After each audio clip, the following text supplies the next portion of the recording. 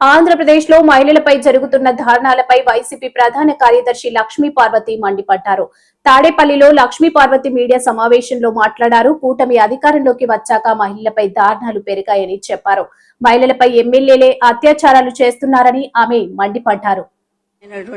కొత్త డ్రామా మొదలైపోయింది. ఏంటి మతం, అదే విధంగా మా ఇలవేల్పు వెంకటేశ్వర స్వామిని మేము రోజు పూజ చేస్తాము. మరి ఇన్నేళ్లలో 40 ఏళ్ల ఇండస్ట్రీ ఎప్పుడు కూడా ఒక్కసారి కూడా ఆ మాట చెప్పినట్టు మనం వినలేదు కదా. గతంలో ఏనాడు చెప్పలా, ఈ మధ్య చాలా ఎక్కువైపోయింది దానికి.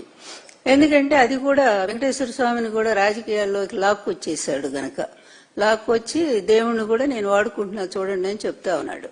కనుక ఈ సనాతనులు వీళ్ళందరూ కూడా మతం గురించి ఇంత గొప్పగా మాట్లాడుతున్న వీళ్లు పూర్వరంగం చూస్తే దేవుడే లేడని చెప్పిన ఆయనేమో సిబిఎన్ చంద్రబాబు నాయుడు.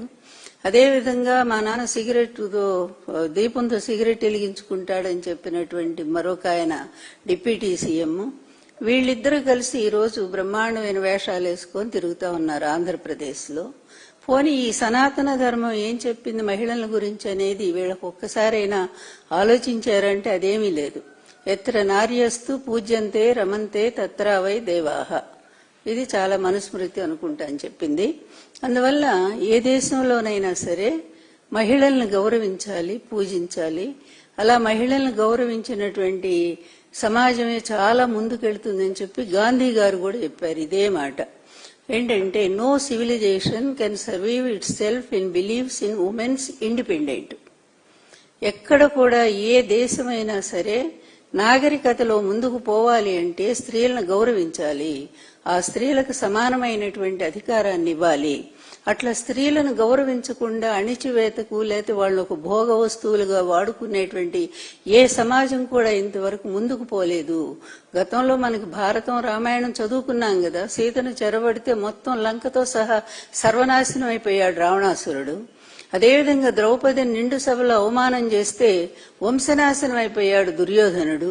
ఇలా చరిత్ర అంతా మనకి చెప్తూ ఉన్నా కూడా సత్యాలు మరి ఇప్పటి వరకు కూడా కళ్లు తెరవనటువంటి పురుషాధిక్య సమాజానికి ప్రతీకలుగా నిలబడ్డ ఈ చంద్రబాబు నాయుడు, ఆయన కొడుకు, అదేవిధంగా పవన్ కళ్యాణ్, ఈ ముగ్గురు కలిసి మహిళల మీద ఇంత దారుణంగా జరుగుతుంటే ఒక్క సుగాలి ప్రీతి విషయానికేమో పెద్ద అల్లరి గొడవ చేసినటువంటి పవన్ గారు మరి మా గవర్నమెంట్ వస్తే 5 నిమిషాల్లోనే నేను పరిష్కారం చేస్తా అంటే చివరికి వాళ్ళ అమ్మ వచ్చి రోడ్డు మీద పాపం ధర్నా చేసినా కూడా ఆవిడని పట్టించుకోకుండా అయిపోయింది, మీకు పరిష్కారం అయిపోయింది, మీ కేసు అసలు తీసుకోవడానికి వీల్లేదు.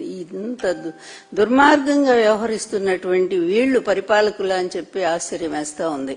ఇక ఈ మహానుభావుడు ఉన్నాడు కదా, గంటకు ఒక మాట పూటకో వేషం వేసేటువంటి చంద్రబాబు నాయుడు ఉన్నాడు కదా, ఆయన అంటాడు మహిళల మీద ఎవరైనా సరే మహిళలకు అన్యాయం జరిగితే వాళ్ళ పని ఆఖరంట, అంతటితో ఉండరంట. కానీ ఈయన సాగిస్తూ వచ్చిందే మహిళల మీద కదా. నన్ను మొదలుకొని మొదటి నుంచి కూడా ఈయన జరిపినటువంటి అన్యాయాలు, వేసినటువంటి నిందలు అతి దారుణంగా ప్రభుత్వాన్ని లాక్కోవటానికి, ఎన్టీఆర్ని దింపటానికి, ఆయన మరణానికి కారకుడైనటువంటి వ్యక్తి ఫస్ట్ లక్ష్మీపార్వతినే కదా టార్గెట్ గా చేసుకుని ఇష్టం వచ్చిన నిందలు మొన్నటి దాకా కూడా వేస్తానే ఉన్నారు కదా, ఇప్పుడు కూడా వేస్తున్నారేమో తెలియదు. మరి ఒక మహిళ వచ్చి ఆయన ప్రాణాలు కాపాడి అధికారాన్ని తీసుకొచ్చి ఆ రోజు మీరంతా ఎక్కడున్నారు? ఈ మహిళే కదా ఎన్టీఆర్ గారితో రాష్ట్రం అంతా తిరిగి మొత్తం కూడా 258 సీట్లు సాధించినప్పుడు ఆ విజయంలో ఆమెకు పాత్ర లేదా? రాగానే 8 నెలలు తిరగకుండానే ఆ మహిళ మీద ఇంత ఘోరమైన నిందలేసి మరి గవర్నమెంట్ ని పడగొట్టినటువంటి నీకు మహిళల మీద గౌరవం ఉందా చంద్రబాబు నాయుడు?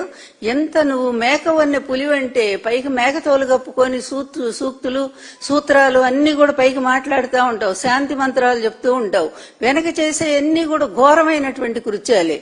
ఎంత కుసంస్కారి నువ్వు. నీ ప్రభుత్వం రాకముందు నుంచే, అంటే అనౌన్స్ అవ్వగానే నీ ప్రభుత్వం వస్తుంది అనగానే మొదలైపోయినాయి అమ్మాయిల మీద అత్యాచారం. ఎక్కడి నుంచి కర్నూలులో పసిపిల్లని ఇంతవరకు డెడ్ బాడీ కూడా దొరకనటువంటి పరిస్థితి. అక్కడి నుంచి ఎన్ని రకాలైనటువంటి పసిపిల్లల మీద, అదేవిధంగా స్వయంగా మీ పార్టీ ఎమ్మెల్యేలే ఈ విధంగా అత్యాచారాలు చేస్తుంటే ఏ ఒక్కడినైనా సరే నువ్వు పార్టీ నుంచి సస్పెండ్ చేసావా? ఏ ఒక్కడినైనా సరే తీసేసావా? ఇంతెందుకు, ఒక పవిత్రమైనటువంటి వెంకటేశ్వర స్వామి దేవాలయానికి నువ్వు చైర్మన్ గా పెట్టినటువంటి వ్యక్తి ఈ విధంగా ఇంత వయసులో, ఎందుకంటే వయసు మొన్ననే చెప్పుకున్నాం మనము, వయసు ఎంత పెరిగిందనేది కాదు, జ్ఞానం ఎంత ఉంది, సంస్కారం ఎంత ఉంది, ఏ విధంగా మంచి నడవడిక ఎంత ఉంది అనేటువంటిది తీసుకొని అటువంటి వ్యక్తుల్ని అట్లాంటి ప్రదేశంలో పెట్టాల స్వామి. ఎందుకంటే ఇదంతా కూడా ఒక ఇన్స్పిరేషన్ కదా. భక్తులందరికీ కూడా ఒక మంచి వ్యక్తి అక్కడ ఉన్నారంటే అదొక గౌరవము, ఒక ఆరాధన కలుగుతుంది. అట్లాంటి ఒక వ్యక్తే ఈ విధంగా పాల్పడితే మళ్ళా నిస్సిగ్గుగా దాన్ని సమర్థించుకుంటుంటే ఏం తప్పేంటి మేం చేస్తే అనేటువంటి స్థాయిలో ఉంటే, మీ వ్యక్తిగత జీవితాల గురించి మాట్లాడట్లేదు మేము ఎప్పుడు. మీ వ్యక్తిగతంగా 5 చేసుకోండి, 10 మందిని చేసుకోండి. కానీ నువ్వు ఆ స్థానంలో ఉన్నప్పుడు ఒక మహిళ ఉత్తరం రాసి నీ దుర్మార్గాల్ని, నువ్వు చేసిన పాప పనుల్ని, వీటన్నిటిని కూడా ముఖ్యమంత్రి స్వయంగా రాసి ఇలాంటి వ్యక్తిని తీసుకురావద్దు ఈ పదవిలోకి అని చెప్పినప్పుడు అది కూడా పాటించలేదంటే నీ సంస్కారం, నీ సనాతన ధర్మం, నీ వెంకటేశ్వర స్వామి భక్తి చంద్రబాబు నాయుడు ఎక్కడ కలిపేశావు? ఏ కృష్ణానదిలో కలిపేశావు? అంటే ప్రతిదీ రాజకీయమేనా? అడుగడుగునా కూడా ఈ విధంగా దేవుడితో కూడా నువ్వు ఆటలాడుతూనే ఉంటావా? లడ్డు వ్యవహారం చూసాం, ఇప్పటిదాకా ఎన్ని నాటకాలు ఆడావో. తీరా సుప్రీంకోర్టు 2 సార్లు మొట్టికాయలు మొట్టినా సిగ్గులేదే నీకు? ఇంత కూడా సిగ్గు రాదు కూడా అసలు. ఎందుకంటే నువ్వు మనిషి అయితే కదా. ఇక పాలకుడు అని చెప్పుకోవటానికి నిజంగా మాకైతే ఆ మాట కూడా మేము అంగీకరించలేము.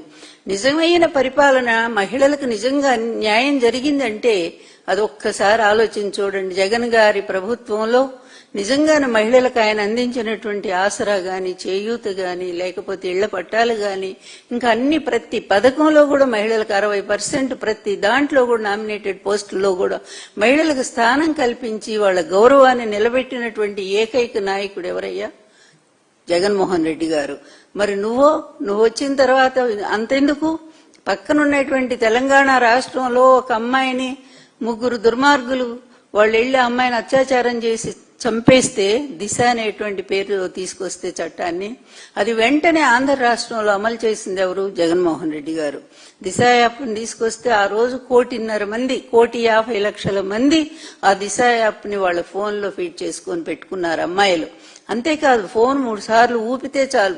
ఎన్ని పోలీస్ స్టేషన్లు పెట్టారు, దిశ పోలీస్ స్టేషన్లు. మరి ఆ పోలీస్ స్టేషన్కి ఒక్కసారి ఫోన్ నుంచి చాలు, ఒక రింగ్ వస్తే చాలు, అలా కదిలిస్తే చాలు, వెంటనే పోలీసు స్టేషన్లో మెసేజ్ వచ్చేస్తుంది. రాగానే ఆ దగ్గరలో ఉండే పోలీసులు వెంటనే పోతారు. అలా అనేక సార్లు అమ్మాయిలను రక్షించారు కదా. ఇలాంటివన్నీ నీకు ఎట్లా తెలుసు? అసలు నీకు అవి తెలియటం కాదు, నీ బుర్ర కూడా ఎక్కువ. ఎందుకంటే ఎంతసేపు ప్రతిదాన్ని కూడా నీ ఖాతాలో వేసుకోవటం నీకు అలవాటు కదా. చోరీ చేయటం